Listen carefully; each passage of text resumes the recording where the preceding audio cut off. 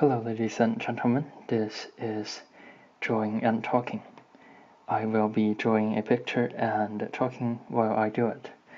You are probably working on your own project, whatever that might be, and I will try my best to not be overly distractive so that you can work while I am talking in the background. So this is a drawing that I have decided to do.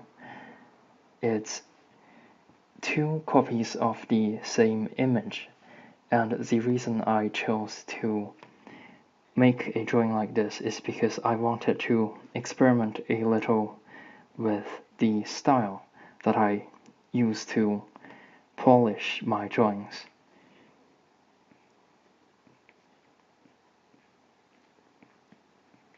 It's been a while since I did a video like this, so I might sound a little nervous. I hope you can excuse that.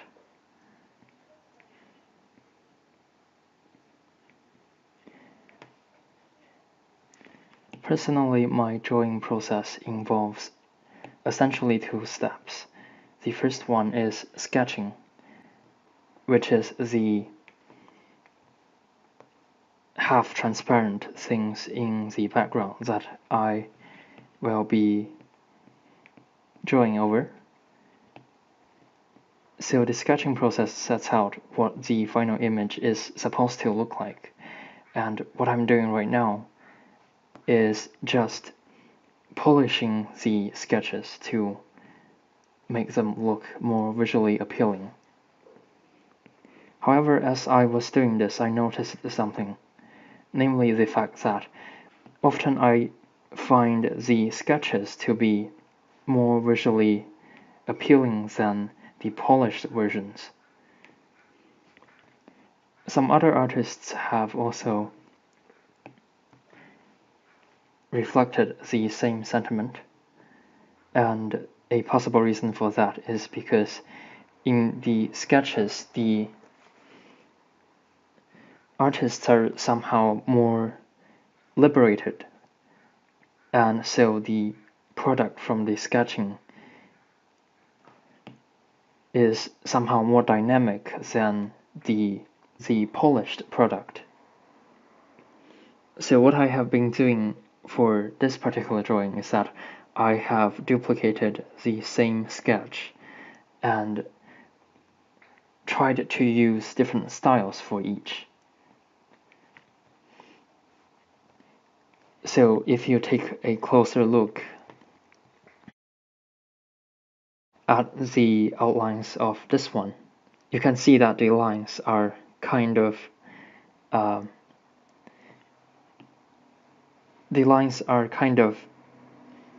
discontinuous. That is because I used the pencil tool for this purpose, doing so as an attempt to recreate the style of the sketch, which is usually done in pencil. However, I don't really think that my attempt at recreating the style of the sketch was exactly successful.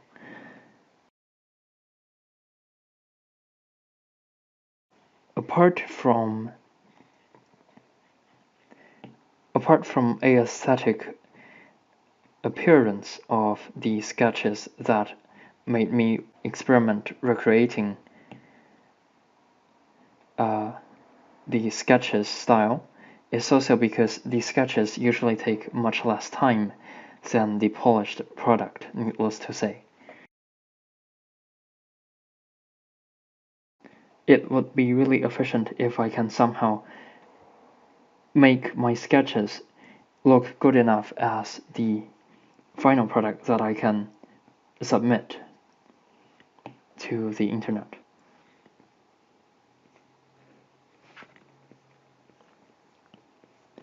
Because ever since I began drawing digitally, I have been wanting to start a comic series. And if you watched the older videos, you may also remember that. but I don't think that really matters. Anyways, the thing is that I have been experimenting drawing different things to make it easier to create that final product that I want to do, which is a comic series. Sorry if I'm talking a little in circles.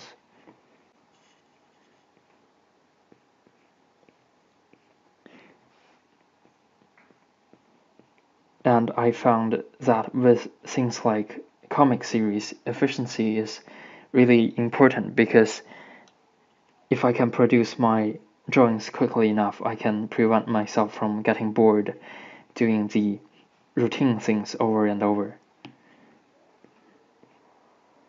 as I have felt doing some other drawings.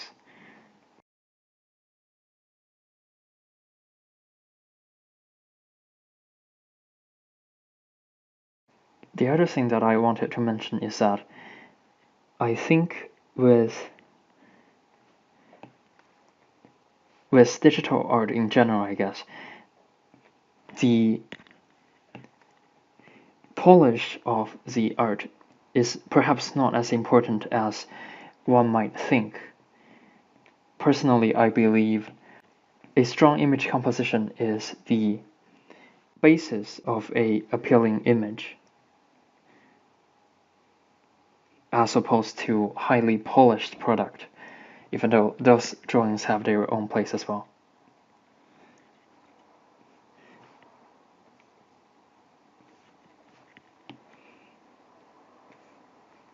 You can see here that I have experimented a couple of different sketches with the pose, and I was trying to figure out how to make the anatomy simultaneously correct and dynamic looking.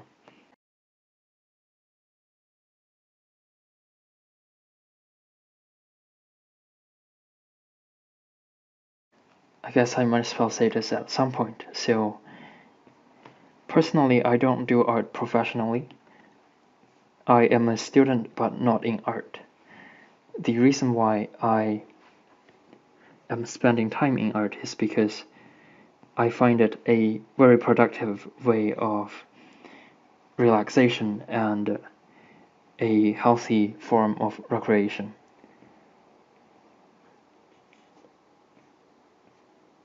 However, that does not mean that I will not be trying to improve myself, as is evident, I guess, with what I talked about, trying to find a more appealing style. Speaking of style, I have heard numerous artists report that styles cannot be forcibly contrived, that they have to arise spontaneously, and the best way of doing so is just to draw over and over. However, drawing the same thing over and over is probably not what generates a new style, or at least not efficiently.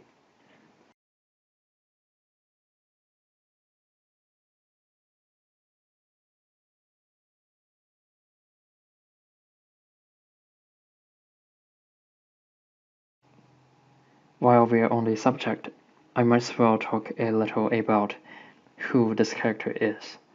The answer is nobody in particular.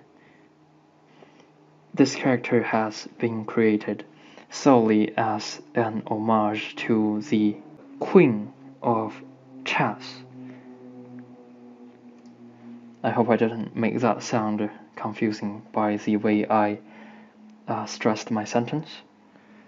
So basically, this is a chess piece, and I always liked the fact that the queen is somehow the most powerful chess piece in the whole game, even though supposedly chess was invented during a time where the societies are mostly male dominant. I wonder why it became the case that the idea of a queen being the most powerful piece in the game settled in the collective consciousness of people playing the game. Originally, the queen was actually called the vizier. I'm not sure if I pronounced that correctly. It is a position in monarchies similar to that of a chancellor or an administrator of the royalty. And originally, the vizier is actually the weakest piece in the game, maybe just slightly better than a pawn. It could only move diagonally and only by one square at a time. Also, the vizier originally referred to a likely male character. Character may not be the exact word that I want to use, but the vizier is probably male originally. However, over time it somehow evolved into being the queen as well as being the most powerful piece in the game. I'm not sure if there is a didactic takeaway from this, but the fact that certain pieces of culture changes over time and some settles down into the collective consciousness of people while some others fade from the scenery is interesting, I guess. It shows that the evolution of culture may not necessarily be restrained by the social conditions at a certain time. Although for a good long while, the version of the chess game where the queen was the most powerful piece was referred to as that one with the mad woman.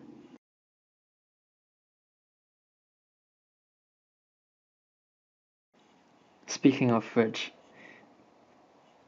I don't want to turn this into a weird rant video, but I feel like that I have a little issue with the fact that people around the internet seem to create original characters way too excessively. That sentence was a little redundant, but I think it is still possible to understand. What I mean by that is that people create characters without giving them any sort of plot in mind. So I see many original characters created solely for the entertainment of the author during the creation process, which in itself is nothing wrong. And I am in no position to judge what other people do. But I guess similarly, I do have a right to speak my feelings on the matter. The thing is, I feel like characters created without a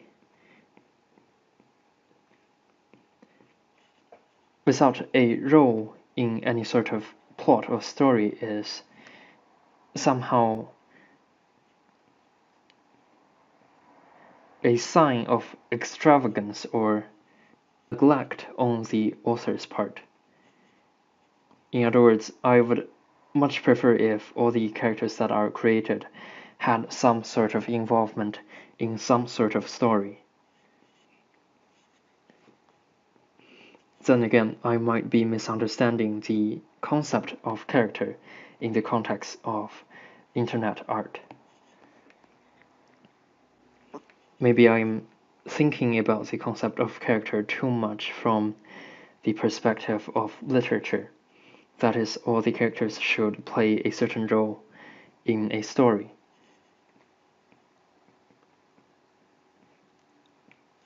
It's ironic since the character that I'm working on right now has no story to belong to. So I wouldn't really call this a character so much as it is only a design.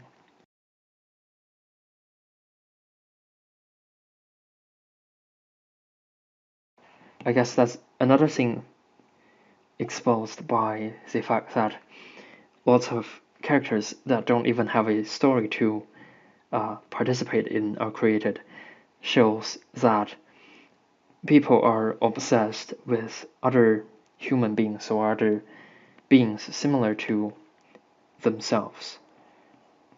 No surprise considering the social nature of our species.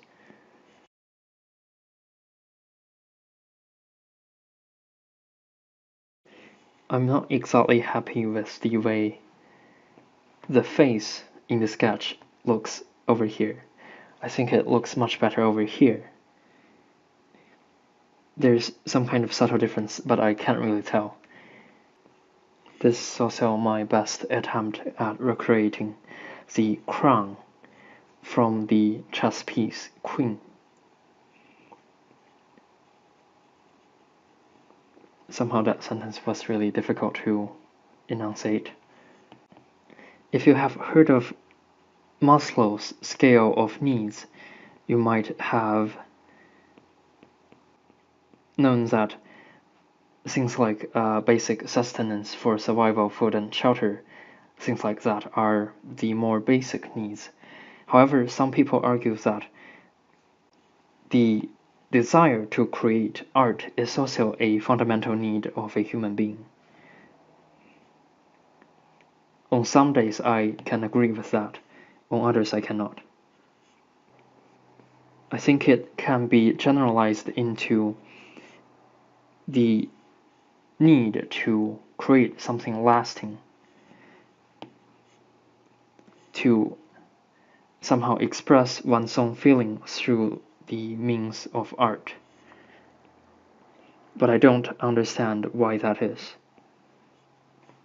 As in, what is the evolutionary reason for which people decided to create art?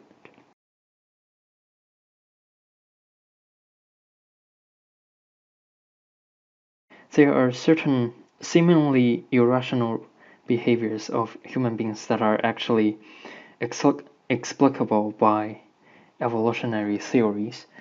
For example, the reason why people tend to want to help each other might have originated from the fact that ancestral human beings lived in related small groups. So anyone that a ancestral human being is likely to encounter is probably a relative of that human being. And so by helping another human being that the ancestor of our species encountered, there is a good chance that the helper is actually helping a relative of itself. And if you know anything about genetics, you know that such behavior is likely to be evolutionarily beneficial for the helper as well as the helped. Because since they're related, the one who is helped is likely to carry the whatever genetic information that is making the organism act in an altruistic manner.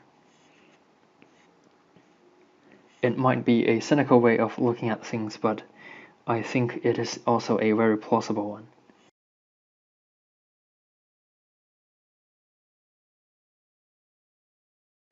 I swear I'm not trying to be controversial on purpose. You can tell from the way I talked about the whole concept as if it is just a fact that I take for granted. Or maybe that doesn't really help. Anyways, no more address on that subject necessary, I think.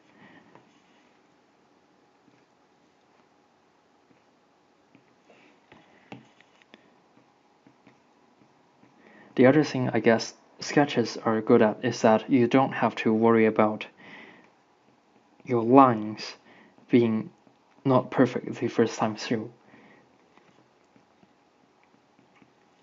Whereas if you are doing the polishing, you want to make sure that every single line looks good, which means that you have to sacrifice some of the forcefulness or dynamism in your line art.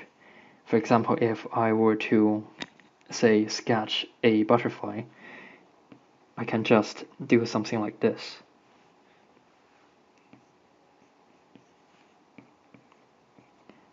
Since it's a sketch, I don't have to worry about the fact that these places are not closed and that some lines are intersecting in places like that.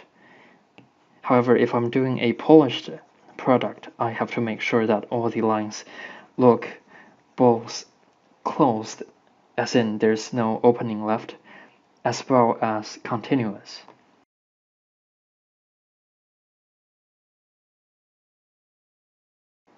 Oh, and also, speaking of the armor that I drew on this character is actually half translucent, and you can see that I can change the opacity of the armor layer to show more or less flesh. I did so because I wanted to make sure that the anatomy of the character was meaningful. Because well, let's put it this way, I spent a lot of time to try to make sure that the model's anatomy is correct in the first place. And then I decided that since I have spent so much effort ensuring that the anatomy was correct, I might as well make it possible for other people to see what I did for the anatomy. That might be a sign of excessive pride, but I think so is it with many other aspects of art in general, that you want other people to see your work. At least for the most part.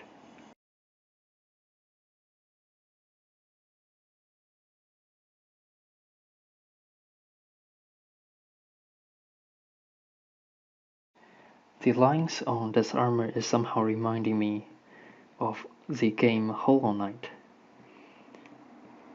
I guess that game was a inspiration for me. Sometimes in places like garages or other small closed room where people don't usually go to, you have an accumulation of dead insects that wandered into the room but can't get out, especially in places where there is a source of sunlight, for example, near a closed window. So the insects that wandered into the garage, for example, will accumulate in the window and their corpses will pile up.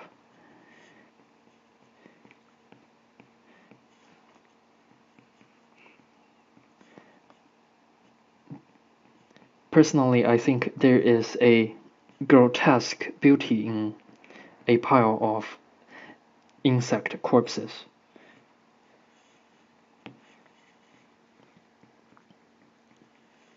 I swear I'm not trying to sound edgy on purpose. But I guess for someone who doesn't believe in a deity, that might not be as an effective oath as it would be otherwise. It's just that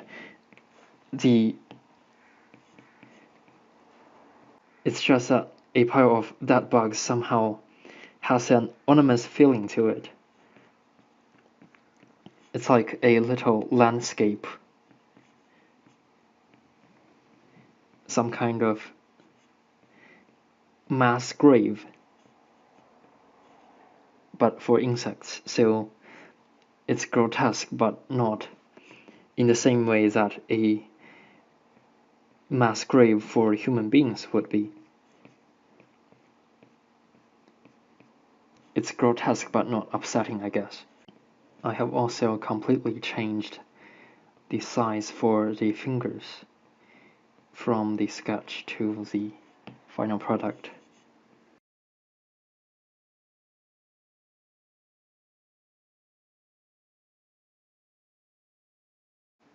I'm not sure what other part I should be working on next. Let me see if I can copy the sketch for the face here to the character on the left and see if that makes the appearance of the face look any better. Unfortunately, that didn't really work because the face on the right is somehow not compatible when I mirrored it to the left. There was some problem with the way I drew it, such that the face was inherently right side oriented, if that makes any sense. The other thing that I have begun doing very recently was that I began using the mirror function in my drawing program to check and see if my drawings look good both from the left and from the right. That if you can do that and you're an artist yourself, I highly recommend, because it is frequently reported to be the one thing that improves an artist's quality of production the most. Also, I couldn't show you what I tried to do doing the copying the face part because there was some not safe for work content.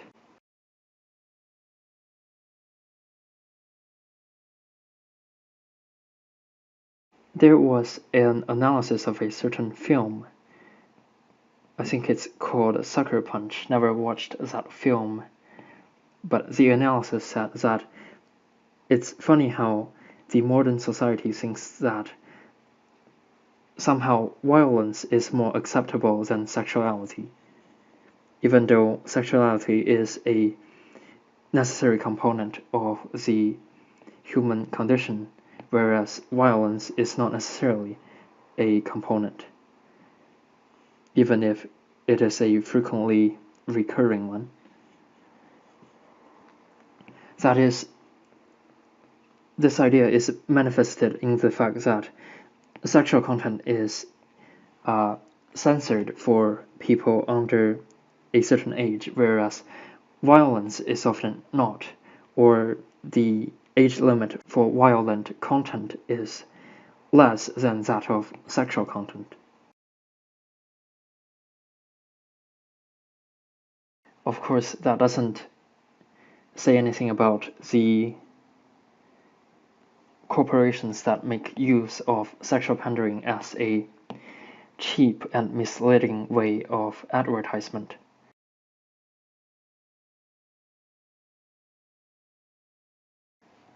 So I can see arguments from both sides. And I'm sorry if I'm being all over the place with controversial topics without taking a stance anywhere. I'm beginning to think that I'm somehow subconsciously trying to do that on purpose, but I'm not sure why would I ever want to do so. Maybe I am as desperate for publicity as certain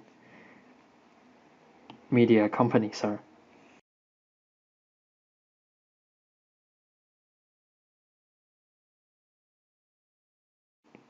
I do believe that I shouldn't have drawn the sword without starting a new layer first.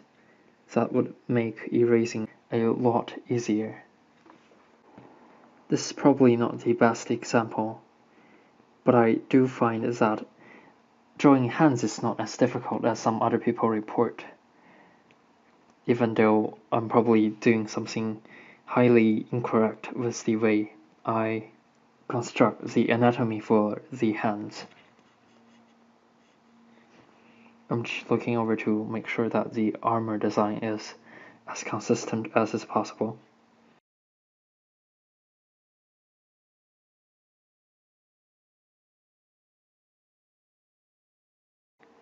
In contrast to how I feel rather confident with the way I draw hands, I find other certain things to be actually kind of difficult where most people don't seem to have a problem with it. For one, I find drawing realistic looking hair to be highly uneasy. That was not a connotationally correct sentence, but I think you understand. Basically, I find drawing hair to be difficult.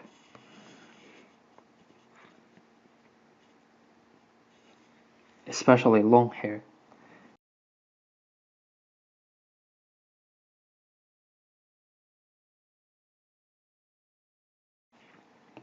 I find it a little difficult to draw hair that is simultaneously realistic looking and dynamic looking, or should I say effective in general. It doesn't have to be dynamism. That might be another thing that I hold strong opinions on in terms of art. That is, I think what differs art from just an image of something, at least in terms of visual art, is the fact that a work of art is supposed to elicit feelings that are not commonly found in nature, if that makes any sense. So a photograph of a table, for example, in the context of some sort of furniture store is probably boring to look at because it doesn't elicit any sort of unusual feeling. You know that it's a table, you can clearly see what it is, and that is the end of the story. But if you were to somehow make a drawing of the table or take a photograph in a very special environment with a very special setup, then the photograph or image will have a different impression on the viewer. For example, you might make it look very cozy or make it look strange and sinister. And I think that is what is effective in art, that everything you do should be trying to construct a special feeling in the viewers.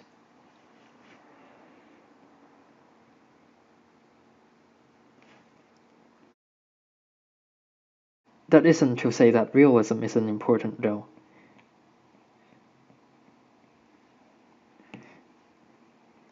Even though there are other forms of art that is highly abstract, where realism doesn't really factor in, making things realistic just in general, in most cases, make the final product somehow more tangible and more significant.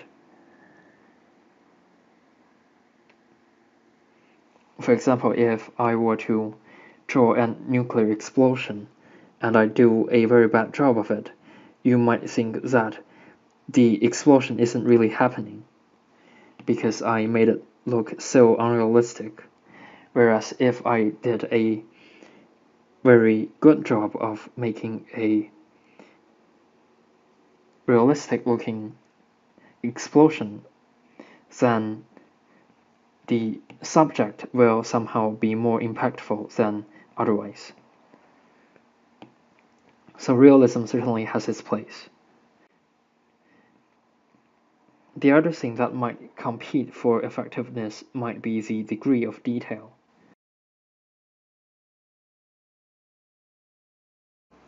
Needless to say, if a image has too many details in it, then the viewers wouldn't know which one to focus on, and therefore dampers the overall effect of the overall image.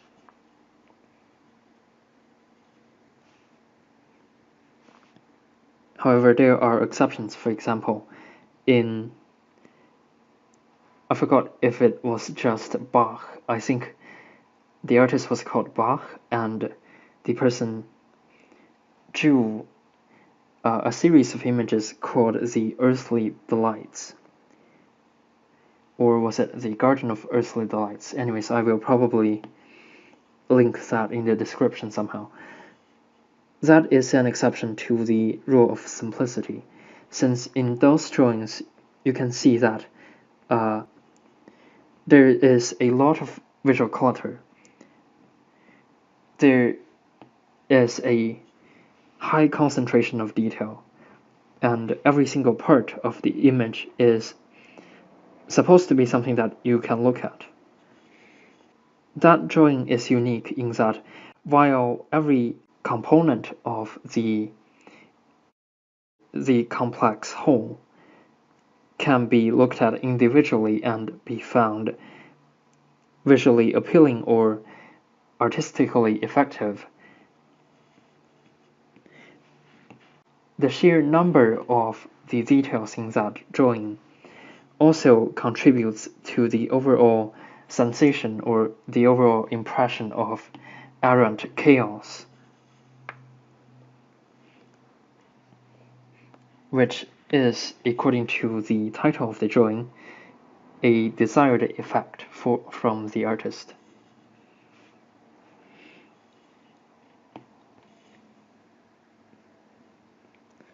There was probably some sort of theological reason why Bach did that drawing.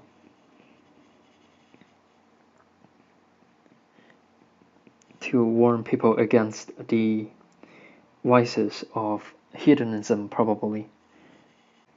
I do have an affinity for drawings that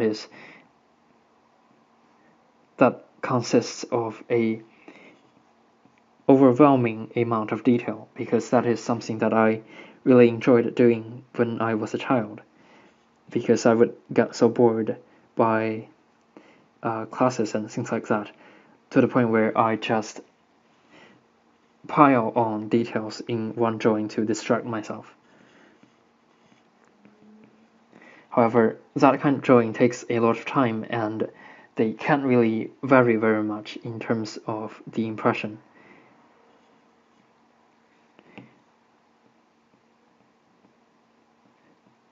After a while, the chaotic feeling just becomes monotonous, even if the theme of each drawing can vary from earthly delight to hellish agony, as can be seen in the series that the artist I am talking about and probably horribly butchering the name of did.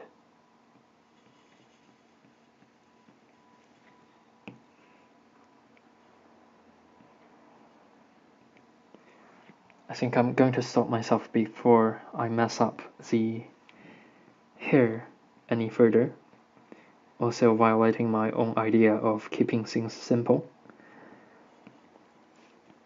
A trick that I guess I figured out is that to keep things simple when you have already done a lot of line work for details is that make the color for those details the same. So for example, as you can see here, most of the base color for the armor is black, and so is the outline, making it so that it's hard to distinguish the outline from the base color, and so the details are not as overbearing.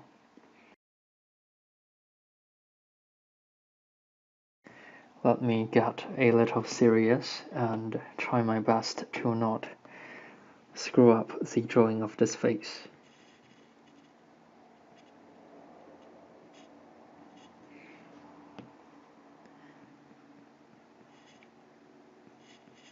The more I draw, the more I notice the fact that I have different ways of drawing the facial features. Sometimes I don't do the underside of the eye, sometimes I do. And sometimes I show both sides of the nose, and sometimes I don't.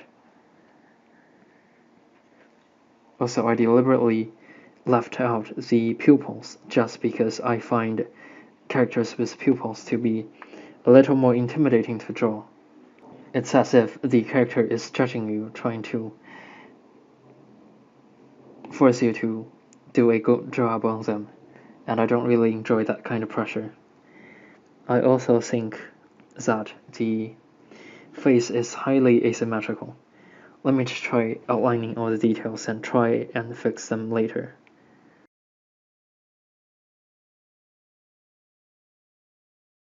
Okay. I will be reversing the image to see how it looks from the other side. Okay, so I have reversed the image.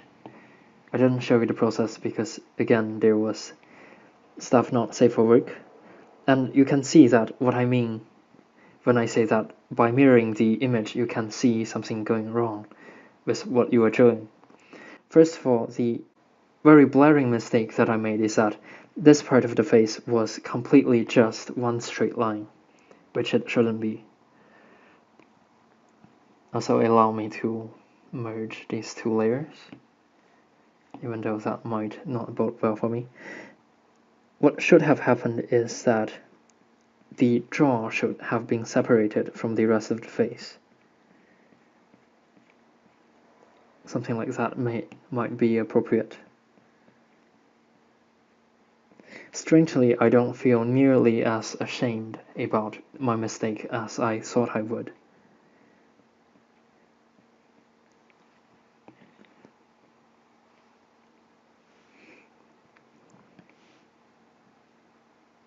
Also, somehow the expression from this side looks a lot more aggressive than it did from the other side. Besides that, the face somehow also look more shrunk vertically. Let me try and change that.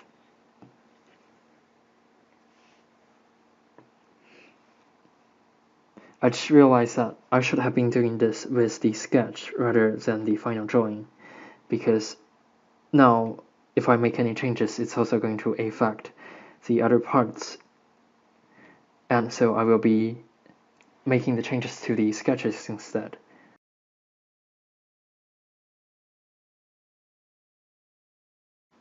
I think I will start over with the face. It doesn't really matter. I would rather have a better polished final product than sticking with something that I don't enjoy looking at.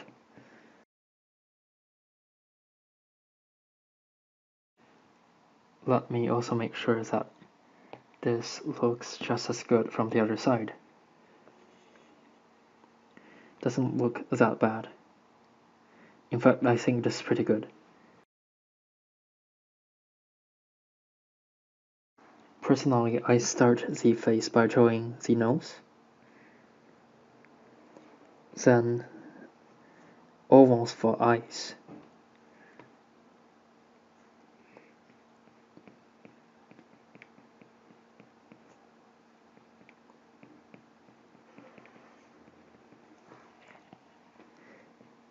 Human beings are conditioned to perceiving organisms with eyes that are closer together as being more predatory, whereas organisms with eyes that are further apart to be more akin to herbivores, because that is exactly how those animals look in nature.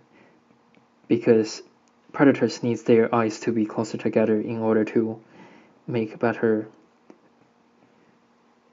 focused image on their target, whereas herbivorous animals usually have eyes further apart that enables them to examine their environment better, so as to avoid being surprised by their predators.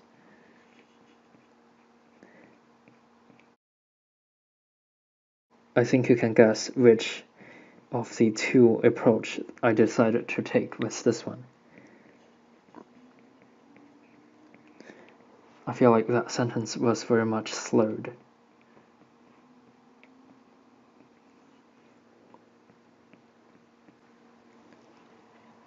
And I also wish that I didn't erase the eyebrows, so that I would have something to look at as reference. The mouth is actually by far the most difficult part of the face for me.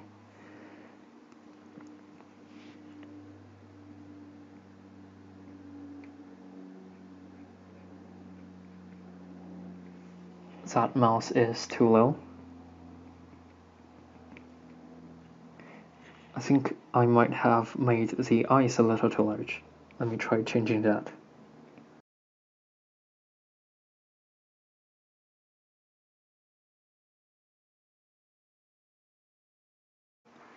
That looks pretty good. There's a little sideways smirk going on, but I think if it is still as appealing from the other side, it might be something that I can accept.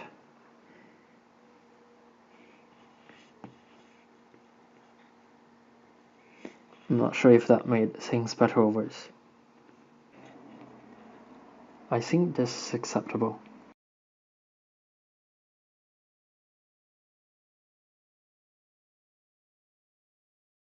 As much as I might not like polishing, I guess there is a benefit in that. I can refine this kind of fine details better. I guess that's why the word refine has the morpheme fine in it.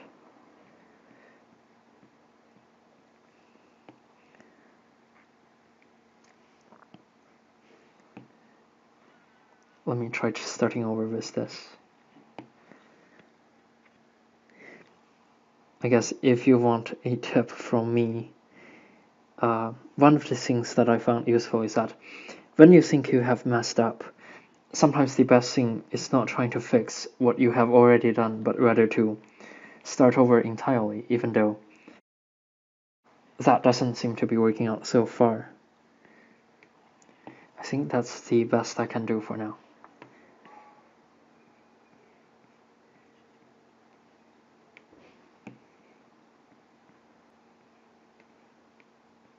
Sorry, I have been quiet for the last little part.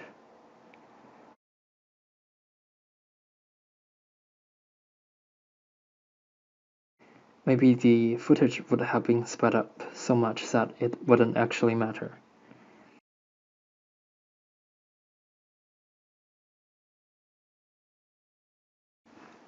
The eyebrows don't seem symmetrical. Let me try using the reversing trick. Somehow that seems to confirm my suspicion more. Might be a psychological effect, but I do think it's a sensible directive. By the way, I have no idea what the word directive means. I understand it as command. Okay, looks pretty good. So I think that will do it for the first part of this video. I will be doing the coloring and perhaps shading next. So thank you for watching so far, and I hope to see you again. Goodbye.